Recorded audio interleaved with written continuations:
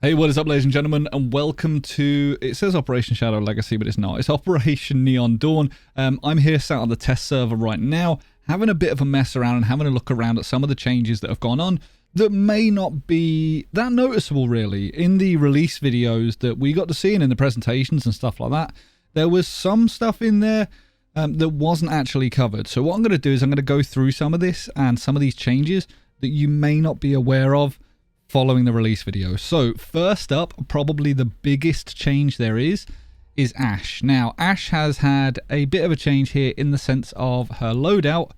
She no longer has flashbangs. She instead has the breaching charges she had before, and she has a claymore. Okay, so not only has Ashe lost her flashbangs and her ability to burn ADSs, there has been a change going on with the breaching rounds, and that is the fact that she now has 3 of them. If you look down here at the bottom of the screen, she hasn't got 2 breaching rounds anymore. She now has 3, which is quite a significant change, really, if you think about it. When I first saw this, I thought, oh my god, she's been buffed. Like, why would you buff Ashe? And then I saw that she didn't have the flashbangs and realized that it's quite a significant change, really.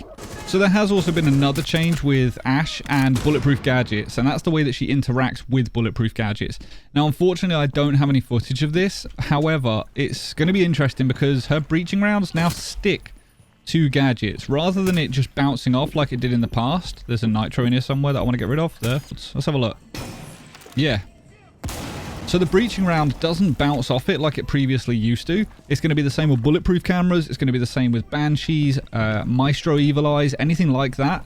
The actual breaching round itself is going to stick to that bulletproof surface, which is going to be huge. You don't have loads of issues like we had in the past where it bounces off. You're like, why has that not destroyed it? It should have easily destroyed it. So with the removal of Ashe's flashbangs, they have got to go somewhere else. So they have actually gone over to Twitch. Twitch now has flashbangs. If you look down here, she's got flashbangs instead of breaching charges, which she previously had alongside the claymore. She's still got that claymore. But yeah, she's now got flashbangs. What else have we got? I think Monty has stayed the same. Sam Fisher, Splinter Cell himself, has lost his grenades. On the test server as it currently is, he's got a hard breach and a claymore, which sort of cements him into even more of that support role that he's currently being used in. Previously, I was liking taking him underneath the site and the objective, firing a couple of cameras up, seeing where people were, and then using the grenades.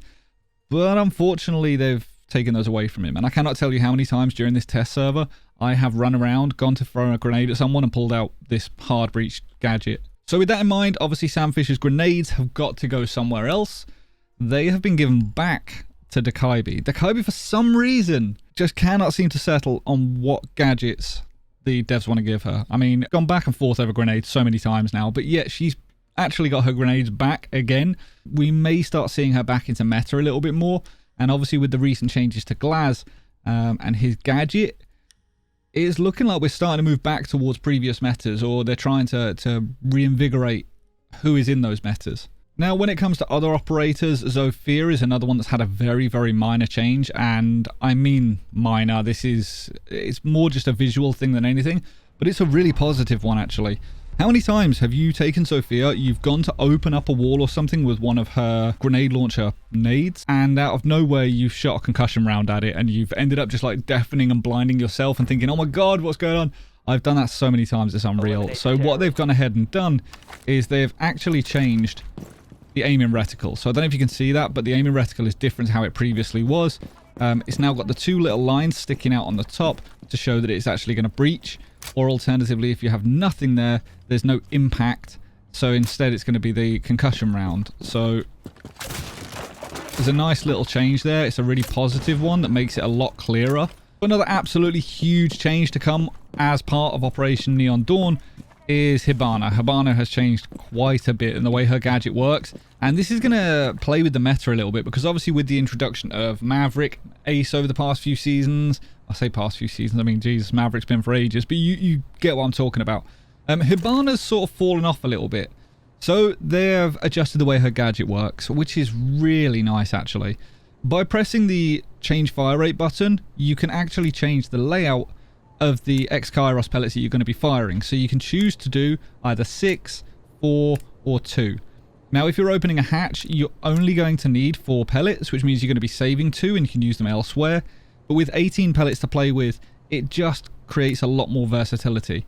Instead of putting a great big strip across here and wasting a load of pellets, you can go ahead and slot 4 on there to give you that line of sight onto the actual window inside of cache server. So from here, we've managed to do that. Someone can cover, someone can send capital firebolts up there, whatever you're trying to do to get rid of the person that's electrifying the main wall over there. And then if you want to actually open the main wall, Hibana still has 14 pellets with which to do it. Now, unfortunately, you can't actually turn these pellets. You can't change the orientation which they go. If you're sending 6 out, they're going that way. You can't turn it so it's vertical. But if we go ahead and utilize, for example, 6 on this wall, just to allow us entry, you'll notice that we've still got the 2 pellets left over from previous, and we can actually go ahead and use that anywhere else if we wanted to.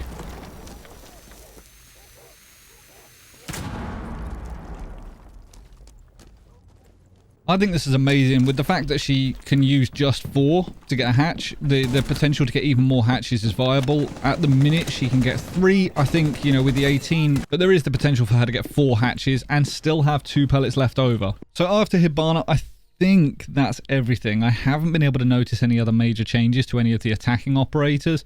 But yeah, they are the main ones. Obviously, Ash and Twitch swapping flashbangs is pretty big. It changes quite a lot up, certainly for the Pro League circuit.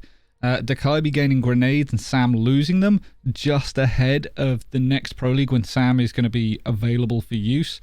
That's going to be interesting as well. It's going to be interesting to see how that plays out, because obviously Sam having 4 Argus launcher cameras meant that he could burn all the ADSs and then throw his own grenades. That was just about to come in. So, you know, I think the devs are trying to suggest that his cameras aren't for burning ADS. I mean, they shouldn't be used in that way. They can be, but it's supposed to feel like a waste. And I think that was the logic. People were going to just fire all the cameras in there. And I mean, I know I've been doing it as well. I've been saying, you know what? I don't really need the cameras right now.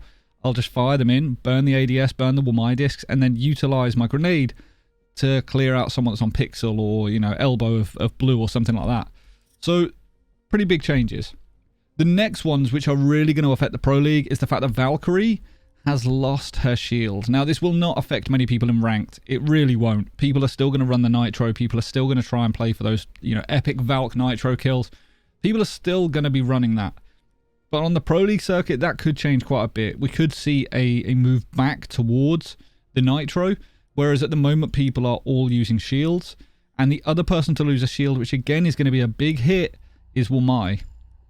Now, Wamai is taken in a lot of strategies. With his shield, for example, again, elbow on construction of Oregon. That is the perfect place to take Wamai and try and hold that area, same as Pixel on Cafe. They are both somewhere that Wamai plays with a shield quite frequently, and we see it a hell of a lot. He's not going to be able to do that now. He's instead got proximity mines and the impact grenades. So it's going to be really interesting to see just how that affects all of the meta and the operator lineups for Pro League games. Now, as far as other changes for the defensive side goes, Tachanka is currently in the test server. Now, I'm not sure if he is going to be live with Neon Dawn, honestly. So, at the time of filming this, I can only go by what I can see on here. Tachanka is live on this test server. He may stay on the test server. But an interesting thing to note is the fact that Tachanka on this test server doesn't seem to have withstand. He seems to have that removed. We had someone get downed the other day on the test server, and no one... Like, I had to go running in and save him, basically. I had to res him because he couldn't do it himself. His gadget, the Schumacher launcher, also appears to be a little bit slower to reload. That might just be me. And the damage destruction actually appears to be a little bit less as well. It kind of feels like it's not opening as much of the wall. It's still doing a lot to the wall. You know, you're still going to be able to open rotates. But it just kind of feels like it's not as destructive as it previously was. But nevertheless, you know, I'm going to be really keen to see this operator actually in the game. I've been able to use him for, you know, quite a few successful rounds so far. He does still seem pretty effective if you can keep him alive till late game. So I'm really keen to see if he's dropped this season officially. Now, other changes on defense are Jaeger. Now, again, with Ash changing, Jaeger is also changing, and this is a huge one. This is absolutely massive. Jaeger and the way his magpies or active defense system work have completely been adjusted, essentially. So the way that this is going to work with Jaeger is, instead of him being able to take out 3 gadgets, like 3 utility, if you will, flashbangs or grenades, he can now take out an unlimited amount. Jaeger will be able to take out as many grenades as you throw, assuming the gadget is active. And what I mean by that is, as soon as you throw a gadget, it's going to turn off for 10 seconds. So as you throw a flashbang, it will turn off, giving you 10 seconds to throw a grenade or do whatever it is your team is trying to do before it turns back on. Now, again, this is going to really change the Pro League. It's not going to have a massive impact on his pick rate, I don't think, certainly as far as ranked goes. Because let's be real, most people that play Jaeger sort of slap down the gadget and leave it. They just run off and do their own thing and go fragging. And, you know, there's absolutely nothing wrong with that. That's the way you play Jaeger. But for the people that are trying to play around the ADSs, that's going to change quite a lot. When the first flashbang comes in, you're going to need to be aware that something could be following that up quite quickly. And certainly for holds like the top of yellow on Consulate, there's going to be a lot less trust and faith in just, you know, putting a couple of ADSs down. Teams aren't going to have to use as much utility to shift someone out of there. As soon as that ADS goes down, it's not coming back up for another 10 seconds. So I'm really keen to see how this impacts the game itself. Another interesting change on defense is Echo. Now, when it comes to Echo, his gadget has been adjusted. His pick rate is very, very low, isn't it? Let's be real. Echo's pick rate is crazy low, mainly due to the ban rate. It's not because he's a bad operator.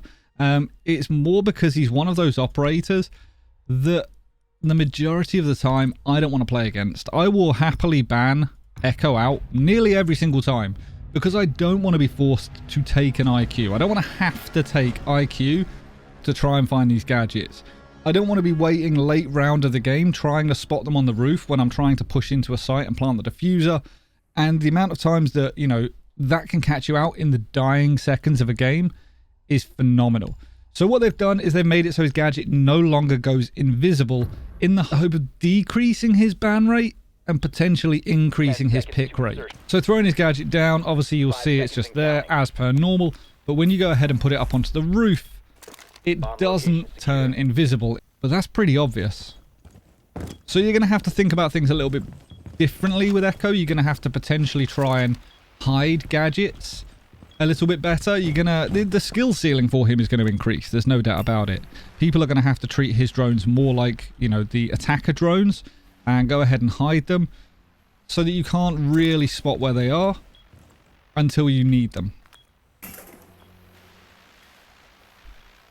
One thing I think we might end up seeing with this is Echo actually holding on to these drones a little bit longer rather than just throwing them out at the beginning of the round. Normally you would throw them out, just chuck them anywhere, and it doesn't really matter. You can kind of use it to watch areas of entry. I don't think we're going to see that as much now because the gadget does seem a lot louder and it's obviously visible. That's another change that we may as well speak about while we're here as well.